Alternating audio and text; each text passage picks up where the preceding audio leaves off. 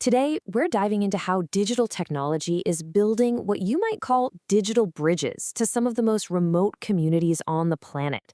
It's a really powerful idea, but as we're about to see, these bridges can be a two-way street, leading either to real empowerment or sometimes to a frustrating dead end. Think about this for a second. When disaster strikes or aid is on the way, the information about it often travels slower than the actual human need. The very people who need help the most are often the last to find out, locked in this race against time that, honestly, has been a losing battle for way too long. So what's the real problem here? It's this massive, life-threatening information gap. Physical distance, we're talking mountains, jungles, huge stretches of ocean. It doesn't just separate places. It separates people from information that could literally save their health, their homes, and their lives. But things are starting to change. A little light from a digital screen is beginning to pierce through that isolation. The mobile phone, which used to be a total luxury, is now becoming a window to the world, putting vital information right into the hands of people in villages that were once practically forgotten. And this technology isn't just about making a phone call, it's becoming a genuine bridge. It's linking governments and humanitarian groups directly with people who were completely on the margins before. And with that comes a new, powerful sense of hope and connection. And this brings us to the core paradox of it all. See, on one hand, technology can be this incredible, enlightening machine, zapping information across vast distances in an instant. But on the other hand, if you don't have the basics, like stable internet or digital skills, it's at risk of becoming just an empty symbol, a hollow promise of progress. So, is it actually making a difference? Is this technology truly an enlightening machine? Well, let's look at the data, because the evidence for its positive impact is pretty compelling. Okay, check this out. In a major study in these remote areas, a whopping 72% of people in one group said that yes, digital technology was effective in helping them get crucial humanitarian information. That's nearly 3 out of every 4 people feeling a direct positive benefit.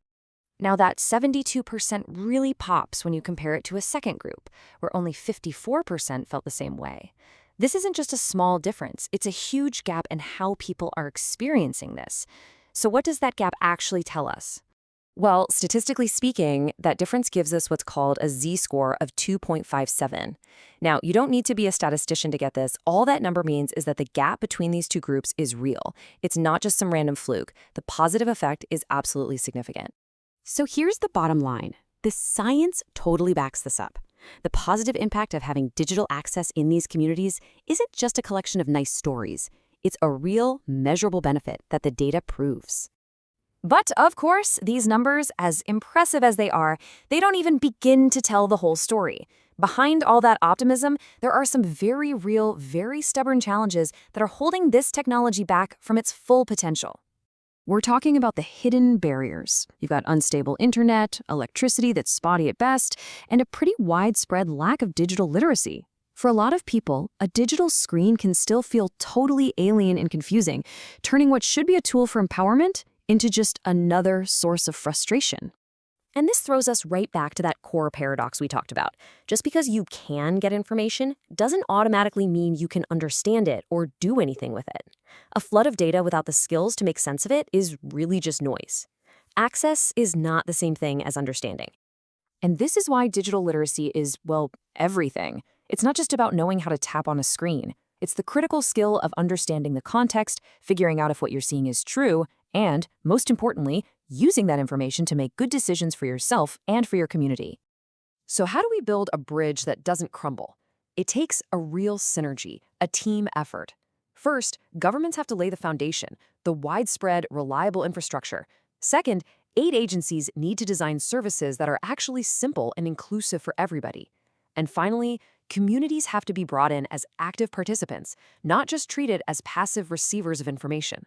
In the end, it's so important we remember this. We can get lost in all the tech and the data, but the technology itself is neutral. It's just a tool. It has no empathy. Ultimately, that light glowing from a screen is completely meaningless if it isn't powered by conscious, caring human action.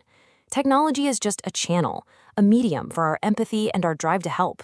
It can't ever replace the human touch. It can only help us extend its reach. So this leaves us with one last, really critical question to think about. As we move forward, How do we, all of us, make sure that this incredible technology actually becomes a bridge that unites and empowers instead of just another barrier that creates new kinds of inequality?